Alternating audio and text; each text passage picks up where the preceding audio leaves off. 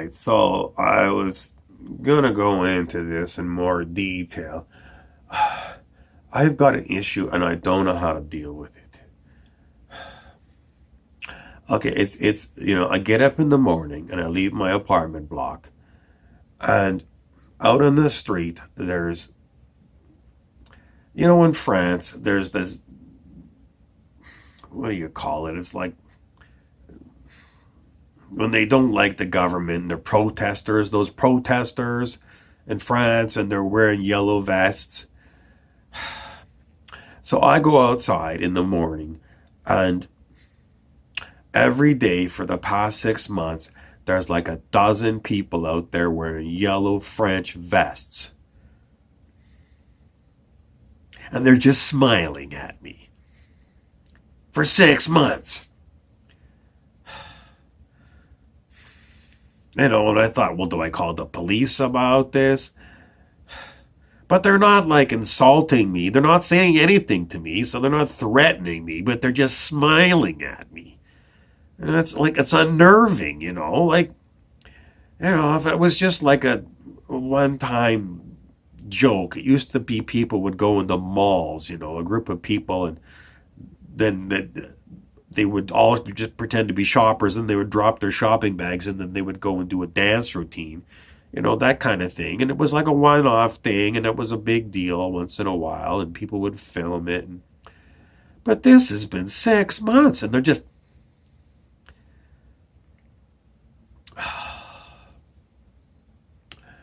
And then I'm trying to figure out, why did they pick me? So sometimes what I do is, I watch out the window, I just pull the blind over, and, so that they can't see that I'm looking. Well, I watch them, they all arrive around the same time, and, they come in different cars in different directions, and then they just get ready, and I've tried going off at slightly different times, and somehow it's almost like they know. One time I set my alarm clock for 2 hours before my normal wake up time. I was deadbeat tired. I had to force myself to get out of bed. I didn't even have a shower. I just threw on some clothes because I was going to go down to McDonald's and get an Egg McMuffin. And somehow they knew. Because the other times when I got up at my regular time, I watched them arrive. But it was 2 hours before, and somehow they knew. How could they possibly know? Like, if they got my bug on my alarm clock, that they knew my alarm clock was going to wake up at that time? How can they know this stuff? Anyway, I went down to McDonald's that day. I mean, I drove the other way away from them, and they're just smiling, wearing their yellow vests. And I got down to McDonald's, and then I realized I forgot my wallet. So, and I was right there at the counter, and then there was this lady with her kid there, and I looked at her and I gave her sort of this woebegone look, and like I said, oh, I forgot my wallet, And she looked at me, and she like took her pocket, then she pulled out this coupon. She gave me a coupon, they call it in Canada. You ever heard of something as stupid as that? It's spelled Koupon, and they call it coupon, or is it Quepen? Coupon. And then if you get stocks and bonds, it's a coupon. But if it's a store-bought, it's a coupon, Kewpen. Anyway, she gives me this, the paper thing, and I couldn't read it. I mean, I have to use like those special glasses for people with bad eyesight. So I mean, I'm holding it way back this because I'm trying to be able to get the focus on it. I can't see what it's for. So, and I say, "Is this for me?" And she just nods. Another one of these smiles, no words. And I said, "Thank you." And then I turned around to the person there at the counter, and I gave them this, and I said, "I can't read this. What is this good for?" And they looked at me, and they looked at it intensely, and they said, "I'm sorry, sir, that's expired." So needless to say, I didn't get enough sleep. I got gang stalked. I didn't get anything to eat. I had to go home. And then by the time I got home, my extra time was gone. So I spent the rest of the day just dog tired and hungry. I mean, it's nerve wracking, you know. It's my nerves are shot. I can't sleep well at night. I wake up at all hours of the night, and I gotta go look out the window, you know, in my apartment, and then I start, you know, like getting hyperventilating, and then what I gotta do is I gotta go out the hall. Like we've got the hall in the inside of our apartment. I gotta go out the hall and down the little stairs to the side door, and then I open up the side door, and I gotta make sure that like just crack it to see if there's anybody there because I'm really nervous. And I gotta look at all the cars to see if anybody's in the cars. And then I open the door and I like take one step out and look around. And then I close the door and lock it. And then I gotta run to the very far end of the building and do the same thing. And I do this. I'm a wreck. I'm a wreck. And I don't know who these people are, you know. I thought that I could, you know, use my camera and take pictures of the license plate, but they're smart. I can see them parking, but they're so far away that even with the zoom on my camera, I can't see them. And then I thought one day I'm just gonna go and drive like right towards them, and then I'm gonna go and see if I could. I just get so nervous, and I get my nerve up, and I'm gonna do it, and then I go, oh, I'm not gonna do it. I'm not gonna do it, and I go the other way. And when people get these ideas and they think it's funny, I mean, don't these people have jobs? Don't they have like wives and, you know, husbands and dogs and things? And why are they picking on me? You know, I don't know. I'm not about to go and try and figure it out. You know, I don't want to involve the authorities because once you call them, then they start looking at you, right? And then they're gonna. The next thing I'm gonna do is I'm gonna have a dozen of these yellow vest people, and the cops are gonna come looking to check this out, and then they're gonna see this, and then they're gonna think it's a real demonstration, and they're gonna call like the police commissioner and say, you know, just like in France, these people and they're dressed like France and they're doing a demonstration. Next thing you know, it's gonna be like the local news, and then it's gonna be on like CNN, and it's all gonna be at my apartment. And you think that's gonna make me feel better? It's not going to make me feel better. It's going to make me even more. I'll never get an ounce of sleep. You know, I've lost 20 pounds. Well, maybe that was a good thing. I was developing a paunch. But, you know, I'm starting to bite my nails. You know, I'm biting my nails. You know, everyone at work is like looking at me because I can't do my work. I'm at work, you know, and I'm constantly looking at my phone and I'm constantly looking up, like they got these websites, you know, what to do with gang stalkers. You know, you report them, and you know, I tried one, and what happened? I submitted like a 3-page report, and what happened? I hit send, and then I got nothing, no confirmation email, and then nothing, nothing. What? You know, why do you have this on here? Maybe that's how they go and get more gang stalkers on you. You go and report gang stalkers, and then it's a gang stalkers own these websites, and then they start sending more gang stalkers after you. Don't use these websites. Don't go anywhere near them. They've got them triggered. So you go there, and then they're going to send gang stalkers after you. Don't do it. Anyway, I don't know what it was that first triggered them on to going after me. I think it was Lenny at work. I think it was Lenny that, you know, he got his ass canned because he was drinking on the job. I told him, don't drink on the job. At least you have to do is, like, if you have to have a drink, like wait for lunch, go in your car and you know, chug a beer or something, and then eat some gum or something and wash it down with some club soda, and then, you know, have a cigarette or something and cover up the smell.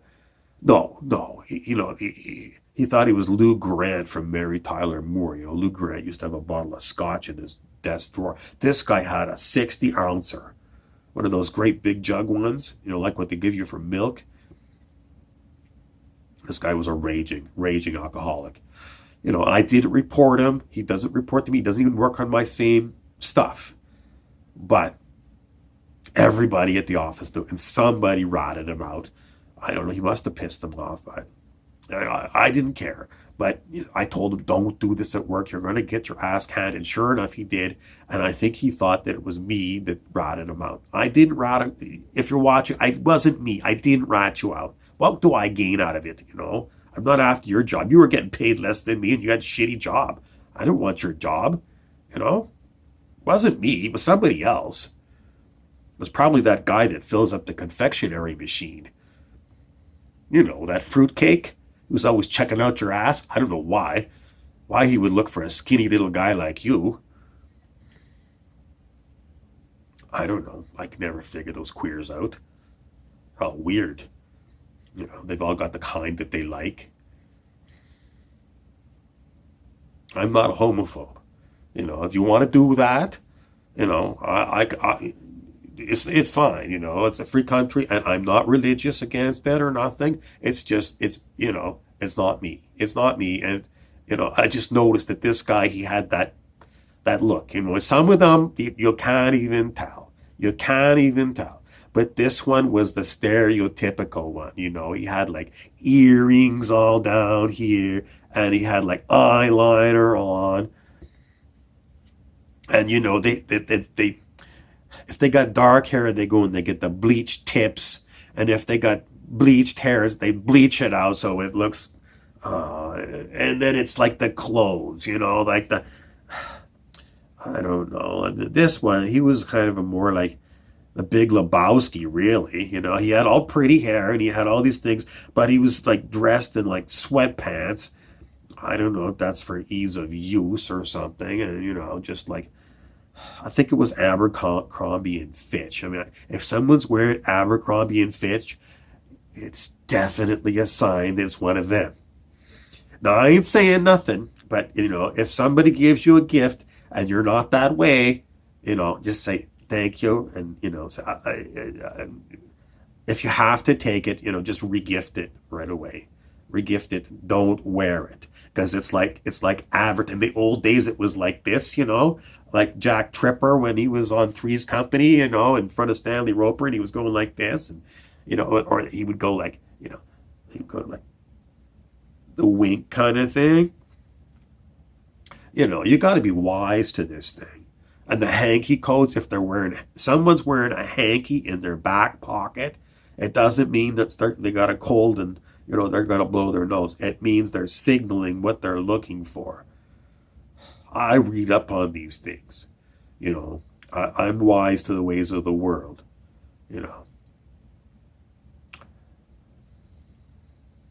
I don't follow those feeds, like video porn 101. You get like 10 hours for like, no. And I never went to Persian. What was that one called? It was Persian something, and it wasn't Persian, the pizza delivery guy. And then I felt really bad afterwards, because then I figured, well, I didn't know this guy, the alcoholic. Maybe he was an alcoholic because he was like couldn't come out, and then finally one of his own kind finds him and rats him out for whatever reason. That's their way of courtship. Is they be mean to one another. I don't know. They're not as bad as those catty women. Catty women. Oh my God, catty women are just like. I would rather live with a condominium tower in like Halstead in Chicago with the gay guys, the home guys, than to live with the catty women. Well, I oh my God. Well, I was gonna get married, and I didn't want a church wedding. And she wasn't even religious, but it was her mother. She wanted her to be in one of those white wedding gowns, and they wanted church pictures. So, I don't know. She arranged it all, and then I find out that I've got to go and get baptized in this church. And I'm going like, what? How much is this going to cost me? Yeah, it cost me a pretty penny. I had to cough up $250 in order to get baptized. And then you have to go to classes, which are another like $75, or 5 more classes so you know all about it. And then you got to pay the church rental fee. And then you got all these rules, like you can't have confetti, you can't have rice. You got to be like out of there in 2 hours because they always try to double book people in there. And then you got to go and, what do they call that? Grease the priest, you know, because he always wants an extra tip so he doesn't forget your names and embarrass you all. I didn't want to get married in this stupid church. I should have known. At that point, I should have said to this woman, look, this is not going to fly for me. I'm not a religious person. I don't want to go and get inducted to this religious cult that you insist just because of your mother. You know, is it your mother or me? But, you know, I was just like, it'll just be 2 hours. When I first heard about it, it'll be 2 hours and it'll be no big deal. And then it turned into this elaborate thing. Well, sure enough, we went through the wedding. We got married and we went on our honeymoon. We went to Niagara Falls. And then she said, you booked me on the wrong side of the border. I said, what? She says to me, you know that the falls are prettier from the Canadian side, and you booked us on the American side. Well, I said, well, we'll just get a cab and we'll take it across the border, or you can walk across, and then you can look. She said, no, this is a sign. This is not going to work out. And then it went from bad to worse from there. I should have known. I should have known because these women, they take after their mothers. If the mother is a kook, the daughter's a kook. I mean, she came across the whole time we were going out, you know. She put out no problem. She enjoyed it. We had a good relationship. We could watch our sports, you know. There was no issue. And then this all happened, and then she became her mother. It's like she started mothering me. It's like, what? I didn't want to marry your mother. I've got a mother of my own, and I moved like half a continent away because I don't want to be where my mother is, and now you're being my mother? Is this what this is all about? Seriously, if some people these days want to get married, no, don't get married. It's the kiss of death for the relationship. If they say, I have to get married or whatever, you just have to you just quietly turn it down to simmer and then off the gas on your stove. You know, look somewhere else. Marriage is an old-fashioned institution, and it's got institutional memories. That is when people, they want to get like the ring, right? Honest to God, she never even gave me back the ring so I could return it. The Zales. And that, what is with it? There's no straight men anymore. Everywhere you go, Zales, you know, it's like another one of these flamers. And then, you know, they're looking at me and they're like, you know, making eyes at me, you know, like, you know, would you like one too? I'm buying a wedding ring for the woman who's going to be my wife, and you want me to buy well, a man's supposed to have a ring. Well, then she's got to buy the ring. But shouldn't you have one anyway for your other finger? Upsell, upsell, upsell, upsell, upsell, upsell. Honest to God. And then I know, you know, like I'm walking out the door and he's like, you know, checking me out. He's got his phone out and he's like, you know, pretending to talk on the phone, but he's taking pictures of me so he can send it to his gay mafia. Maybe that's where it came from. Maybe he was sending it to the gay mafia and they're trying to convert me because I heard that's what they want to do, right? It was like those religion people way back to Anita Bryant. They said they're trying to turn all the boys and men to gay. They want everyone to be gay. It's like the brotherhood of the gay. It was the most ridiculous. And she was like, she used to sell orange juice and stuff. And then it was like, it was the benign breath of the gay were saying she was insulting them or whatever. But everywhere I go, even in the small towns, you know, like in the small towns, you think, well, it's just going to be like bikers, right? No. I know this guy. He belongs to the Hells Angels. And, you know, I don't use their services. Yeah, I went to high school with this guy. All right, I went to high school with this guy. And, well, they run hookers. And he tells me, keep this under your hat. He said, when guys call up, 2/3 of them order male prostitutes for men. 2/3 of them. What the hell? So now they're trying to, they've got the Hells Angels on their side. They got all the guys at the jewelry stores. You can't go to McDonald's. You can't go to a cab. You can't go to a small town. You can't go anywhere. It's like, who's going to go and make the next generation? I mean, if you test tube babies, they're going to force people to go and provide like eggs and sperm samples, and it's going to be like Brave New World. That's how the children are going to be born, because there's not going to be anybody that's going to be doing it the old-fashioned way. There's not going to be any more natural-born children. And I know, like, they go and they want to have their families, and I don't really have a problem with it as long as they're kind to the children. That's the main thing. I mean, if as long as they're kind to the children, I suppose it would work. Theoretically, I don't have a problem. It's the gross out factor for me. I'm so grossed out by the idea of, I don't even like going to the men's room. If I go to the men's room, I go to the stall. Even if I got to go for a leak, I go to the stall and I lock the door because I get nervous bladder. I've always had this when I was a kid.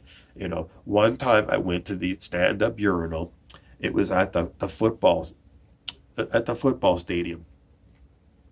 And my dad and I went there, and I was really young, and I have to go pee, and he didn't want to go and walk me down there, so I just went down there, and I was standing there, and I was trying to pee, and then this other kid, he was like a foot taller than me, but he came behind me, and I didn't even know he was there, and he pushed me. And then I looked around, and he was like Nelson on The Simpsons. He's going, ha ha. I didn't know who he was. But from that time on, I try to, I cannot go at a stand-up urinal. I get like nervous bladder, and I'll stand there for half an hour and I cannot pee. So I have to go into this trauma. It's like childhood trauma. How do you get over this? So anyway, after that incident, I was like, it's ingrained on me that I cannot trust men, So I don't want to be anywhere near men. And in men's room, I think they're going to like barge in there, and I even want to lock the door. They got those flimsy little things on there, and sometimes it's broken. And I'm like so nervous, and I can't pee. And I'm thinking, they're going to go and peek over the meridian to see who's in there. Why I'm in there so long. It's because I can't go, because I know there's somebody over at the urinals, and I can't even pee when I'm in the lockup stall until that person has left. And then, then somebody else comes in. I can hear them, or somebody will be washing their hands for 10 minutes. Why do you need 10 minutes to wash your hands? It's so hard for me. I almost thought I should buy some adult Pampers when I go out, because it's so hard for me to pee in public. So, it's no offense to you if you're that way. I think I don't know if it's cute, but it's odd. And, I accept all this other stuff. It's a free country, and I believe in free country. But for me, I've got this childhood issue that I don't like being naked in front of other men. And with women, no. Like when I was going out with that girl that was going to be my wife, I went in the bathroom, and I was sitting down for a crap, and she barged in on me, and I was just, oh my God, I just about lost my lunch. I couldn't believe it. She didn't knock or nothing, and she just thought it was no big deal, and she starts powdering her nose, and I said, get the fuck out of here. And I started hyperventilating. I've got these issues around bathrooms, and I know it's silly, but what am I going to go pay $5,000 to see a psychiatrist for him to tell me it's all in your head? I know it's in my head, but I can't get rid of it. It's the way I am. I have to have a private room with a lock on it, and if I had a bolt, I would bolt it so that I can relax my bladder and I can pee. And the other way too, I have to have my privacy. So, it's and nude beaches are another thing. I can't understand why people want to go even in like Speedos. Why do you have to advertise your private parts at all? I mean, some people call me, I'm not a prude. If I don't want to go into that. I'm not prudish. It's just like when you're out in public, wear clothes, And a lot of the people, like some places, like if you go to, like, I don't know, some places, they're good looking people, But a lot of places, people, after they reach like 17, they let themselves go and they start gorging on like fast food and like gallons of pop, and they get fat and obese. And there's nothing worse when you see like a fup. A fup is like this on a woman. You know what a fup is? It's a fat upper P. You know what the P stands for? It rhymes with cat. Fup. That's what you call that. So if you got a fat upper cat, don't wear a Speedo. You should wear one of those old fashioned things that they had in the 1920s. It's a full bodysuit or something, with frilly dress on the outside or something, like seriously, you know, if you're large, fine. I mean, I understand that you get the weight on when you're young and you think you're going to take it off and you can't. I got my own issues. I can't see. I mean, I got bad eyesight. You know, I don't do well with the cold. I break out all the time. I get like hives when it's cold. If these physical bodies are a pain in the neck, and I don't hold it against you. In fact, the girl I was going to marry, she was on the larger side. She wasn't like when Oprah was full size. She wasn't that big, but she was definitely not like supermodel thin. And I kind of like that. But, on the beach, even like the supermodel, I think it's over the top. I mean, this was something from like I don't know when they started this. It was maybe the 1950s when they started showing more of this stuff. It's like, that's dated, Go back to being conservative. Don't be like Muslim or anything, like cover your face or everything. But, like they used to have like the big, it wasn't a bikini, but it would be a suit that would start up here, cover their boobs and cover their belly, and then down here. And it was polite. So if you were married to the woman, you were not like worried that she was going to be like turning on all the other men. That's what it's with me. It's like, I don't want other men, going home and, remembering my wife and then going at it, in the bathroom with the bathroom door shut. There's nothing that disturbs me more than other men getting involved with my business. That is so as long as the woman is, dressed conservatively, then they're not going to turn all these men off. And God only knows why they go that other way. I mean, I think that they get overstimulated. They see too much flesh on the beach, and and then they watch that swimming at the Olympics, and it's all, I don't know. It's too much showing skin. I don't know. Maybe I should just like, I don't know. And then there's tattoos, Like I was gonna get tattoos. I thought tattoos made you look tough, because I didn't want to get beat up again after that incident at the urinal with that kid that pushed me into the urinal. I was like, I'm thinking, well, I'm looking at my little scrawny arms, and I'm thinking, well, if I was big like Schwarzenegger, there's no way they'd push me in. And then, you see some of these guys that have got muscles and they got tattoos and they look like they're, my friend the biker, right? You don't screw with bikers, you're very polite. You're very friendly, buy them a beer if you see them, and, polite conversation, never insult them. I mean, I would rather insult a cop than a biker, and I don't insult cops. So if you're a cop, I don't insult you. It's just that that's the way I feel. I mean, it's like you don't want to get into trouble with these guys because I watched that. What was that? The Wild Bunch and all these things. And I don't know. I mean, I've seen like Bad Lieutenant. I can't trust anybody, to tell you the truth. I'm polite to everybody, but I've got all these issues, I guess it's in my head. I've got issues, and, and then, Well, some people, like I said, like they'll wash their hands for 10 minutes in the men's room, and I'm going, I can't pee until you go out. I'm standing there, and I gotta go really bad. My bladder's about to burst. Um, like 10 minutes. Like, what are you doing? But then other ones, they go pee, and I don't hear the water run, and I don't know who they are, and I'm going, oh my God, they peed all over their hands, and God knows when the last time was they washed their junk. And they're out there, they're touching everything in the public areas, whether it's at the mall or whether it's at the restaurant or, you know, everywhere. Their hands go everywhere. So am I a germaphobe?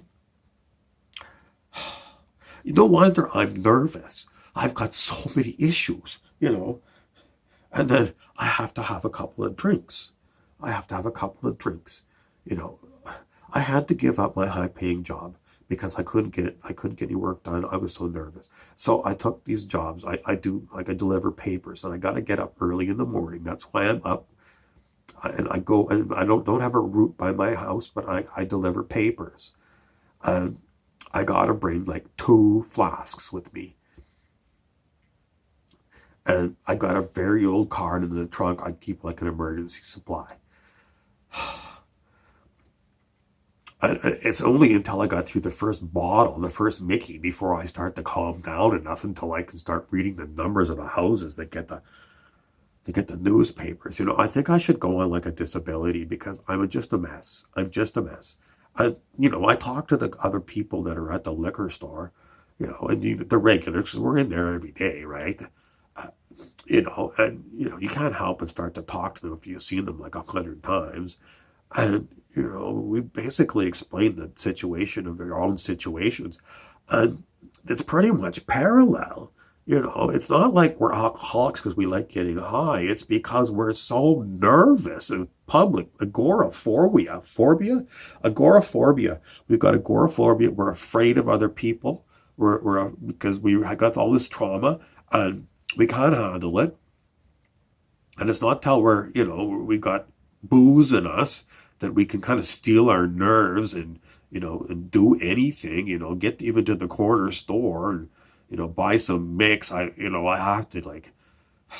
have to have 2 drinks before I go to the corner store. It's like one to get me there and one to get me back. And then as soon as I get home, well, and then I don't want to tell my doctor that I'm drinking this much. So he says, "Do you smoke? You drink?" And I said, well, once in a while I'll have a cigar with the guys at a football game and a beer or something, and that's all. I don't tell them I go through. I tell the people at the liquor store, it's a 40 ouncer because it's a weekend, and I'll buy like a 26er a day, but it's a weekend, and I was talking up for the weekend, so I thought I'd buy a 40. The truth is, I go through a 40 a day. I don't know how I got that much. How you get to be a 40 ounce a day drinker? And all my paper route money. By the time I buy my booze, and I buy the cheap mix, and sometimes I just use tap water or drink it straight. And then I have to go to the food bank because there's no money for food bank, and the rent, I'm always late on the rent. I'm always looking to my friends, like, can you lend me like $150 until next weekend when I get my check? I'm always behind, and I'm paying Peter to pay Paul. And then, I know they've got this AA stuff, but I'm not an alcoholic. I'm a nervous wreck. This is medicine. They should just prescribe it to me by the doctor. It's like if I didn't have all this stress and drama, I don't like the taste of it.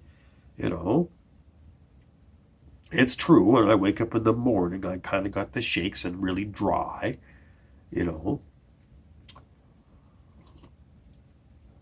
People think alcoholics is a disease. It's not the disease. It's not the alcohol. The alcohol is a moderating factor on my high nervous tension.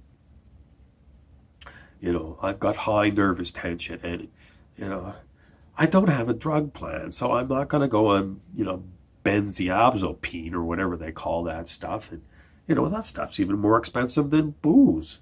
And then you gotta go pay extra for, extra prescriptions for this, that, and the next. The doctor's racket's unbelievable. So it's just easier for me to go to the liquor booty place, and I say I want a brown bag special, and I make sure nobody else is at the counter. They're back looking at the back, and I wait until there's nobody at the counter because I don't want them to see that I buy 40 ounces at a time. I mean, it's embarrassing. It's embarrassing. I mean, I don't want to be thought of as being, like an alcoholic. I'm not. I'm a nervous wreck, and this is medicine. Anyway, just so you know, if you see me at the liquor store, and you think that well, anyway, I told you my story. Now you know why I feel the way I am. Have some sympathy for me if you see me out there. And if you know about these gang stalkers, you can call them off. I don't know. Maybe they don't know what they're doing to me. Or maybe they're getting some kind of cheap thrill. I mean, it's so mean spirited. I don't know. I don't understand it. It was like that kid on the news, that was smiling in the face of the First Nations guy who was supposed to be the Vietnam vet banging the drum, and he was like sneering at them. That's what the look is like when they're doing it to me, and it just makes me, like, have some humanity for God's sake. If you want to write me a check or something, help me out with the rent, you send me a check, and you can tell God it's your donation to a charity case or something. Thank you.